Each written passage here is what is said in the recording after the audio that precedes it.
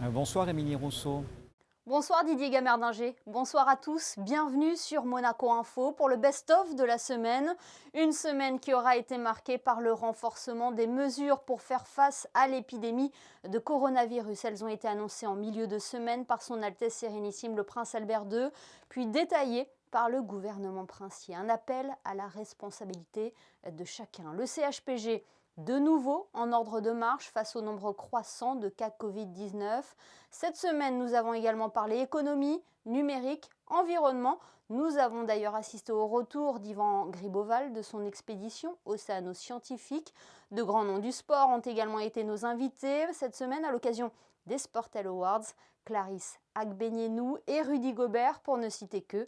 Bref, vous l'aurez compris, 7 jours riches en informations. Voici le best-of de la semaine. Si l'évolution du nombre de cas et des personnes hospitalisées n'est pas aussi importante à Monaco qu'aux alentours, la situation actuelle nécessite toutefois un renforcement des dispositions mises en œuvre pour réduire la progression de cette épidémie. Un couvre-feu sera imposé le soir de 20h à 6h du matin. Je compte sur vous pour le respecter de façon scrupuleuse. L'activité économique sera globalement préservée avec toutefois un certain nombre de contraintes et de restrictions inévitables pour certains secteurs. Ainsi, les restaurants et les commerces demeureront ouverts avec certaines adaptations particulières. Comme vous pouvez le constater, l'option retenue n'est pas celle du confinement. J'en appelle à votre discipline et à votre sens de l'intérêt général pour respecter strictement les mesures qui vous seront détaillées par mon gouvernement afin de ne pas se trouver contraint de durcir davantage encore ce dispositif. Pour l'instant, cette unité n'a pas été réactivée pour diverses raisons. D'abord, le fait que les patients Covid ne sont pas forcément hospitalisés pour Covid. Ils peuvent être hospitalisés pour des calculs rénaux ou pour une fracture. Et il se trouve qu'on va dépister le virus.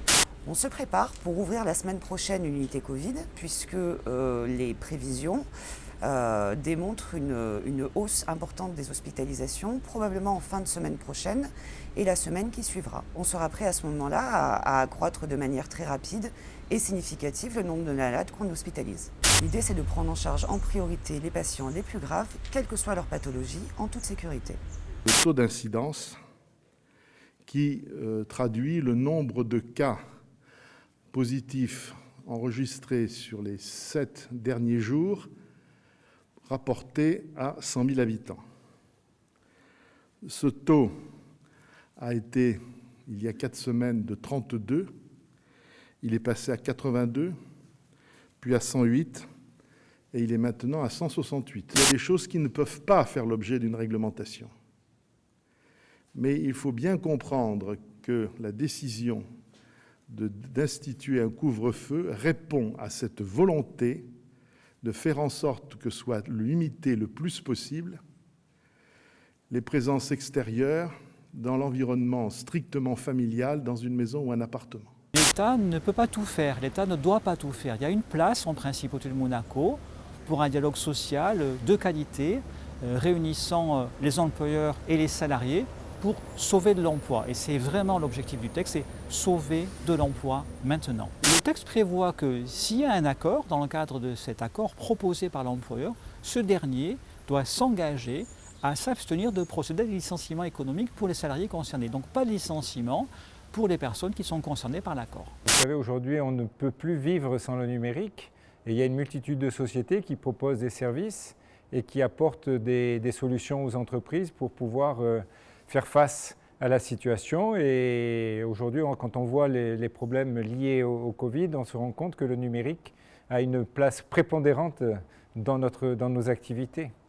On a travaillé au jour le jour avec des stratégies qu'on a adaptées en fonction de l'évolution de cette crise sanitaire. Heureusement pour nous, la Principauté a mis en place des mesures plus souples qui nous ont permis aujourd'hui d'organiser cette 31e édition des Sportel Awards dans des conditions plus que favorables, avec un contenu très intéressant, un contenu certes moins international, moins européen que par le passé, pour toutes les raisons que l'on peut connaître, mais cela n'empêche pas une forte participation de sportifs de qualité, car nous avons également en France des champions du monde, des médaillés d'or aux Jeux Olympiques, et qui vont justement être mis à l'honneur pendant cette 31e édition des Sportel Awards mardi soir. Quand on est sportif de haut niveau, forcément, on fait ces sports à fond, c'est de la performance, c'est aussi des moments. Je pense qu'en soi, ce n'est pas le sport qui est le plus dur pour nous, parce qu'on a l'habitude de le faire, mais c'est ce qu'on met en œuvre tout autour pour pouvoir y arriver. Donc manger correctement, d'être égoïste, de ne pas voir forcément nos familles, nos amis, de dire non à certaines choses ou des événements qui nous font plaisir. Donc je pense que c'est aussi ça la difficulté, c'est de rester dans notre cercle, sauf que là on reste dans notre cercle tout en sachant que peut-être qu'on peut profiter et finalement pas faire cette compétition, mais là on essaye d'être au moins de trouver un compromis pour pouvoir et avoir le sentiment de profiter et de rester à fond dans ce qu'on est en train de faire et dans ce qu'on a envie de faire. Une saison positive parce qu'on a quand même malgré les circonstances, on a quand même fait une grosse saison et après tout ce qui nous est arrivé, on est revenu et on a pu quand même jouer un très bon basket. Et c'est vrai que pour nous et pour tout le monde, ça n'a pas été une période facile. Mais c'est encourageant pour le futur. Est-ce que vous porterez encore le maillot des Utah Jazz la saison prochaine, Rudy? Écoute, c'est le plan. L'objectif, c'est vraiment d'essayer d'aller chercher le titre avec le Jazz. Et ouais, il me reste encore un an de contrat quoi qu'il arrive. Donc pour l'instant, je suis à 200% avec le Jazz. Alors une expédition en faveur de l'environnement sur un catamaran, lui aussi respectueux de l'environnement. Oui, tout à fait. C'est la marque de fabrique, si je puis dire, de l'association océano-scientifique basée ici à Monaco au Yacht Club, qui est de collecter des données, donc d'aider les scientifiques à la voile, sans aucun rejet de CO2 ni déchets. C'est vraiment très très important d'agir sur l'étude de l'océan et surtout avec la vocation de le préserver, en étant soi-même dans une démarche vertueuse. C'est une exposition exceptionnelle. Les circonstances sont aussi malheureusement un peu exceptionnelles, qui met en valeur deux choses. La notion de patrimoine mondial et plus spécialement du patrimoine mondial marin. Et puis effectivement la contribution de la principauté de Monaco dans ses différentes composantes à la préservation et à la protection durable de ces sites marins du patrimoine mondial.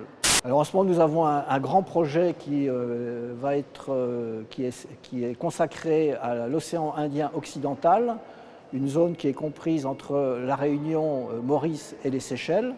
Grand projet qui était jusqu'à très récemment prévu au printemps 2021, mais que malheureusement les conditions sanitaires actuelles nous amènent à reporter au-delà de 2021, puisqu'on ne pourrait pas, dans les conditions sanitaires actuelles, qui préside à la mise en œuvre des navires océanographiques, réaliser l'ensemble des objectifs de cette mission, en particulier tout l'aspect collaboration, médiation avec les gouvernements, les écoles, la population en général dans ces deux pays, Seychelles et Maurice. C'est ensemble que nous surmonterons cette épreuve.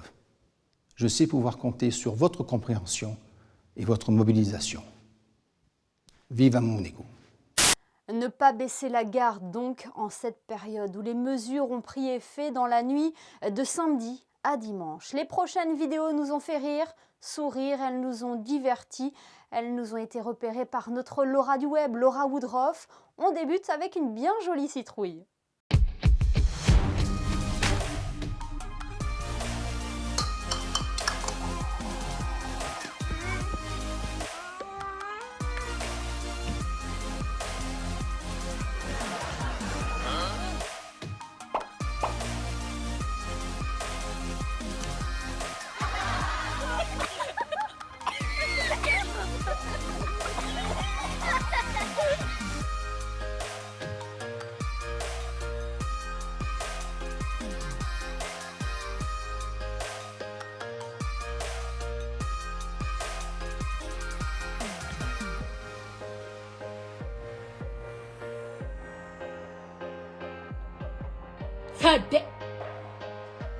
Oh my God, what is that?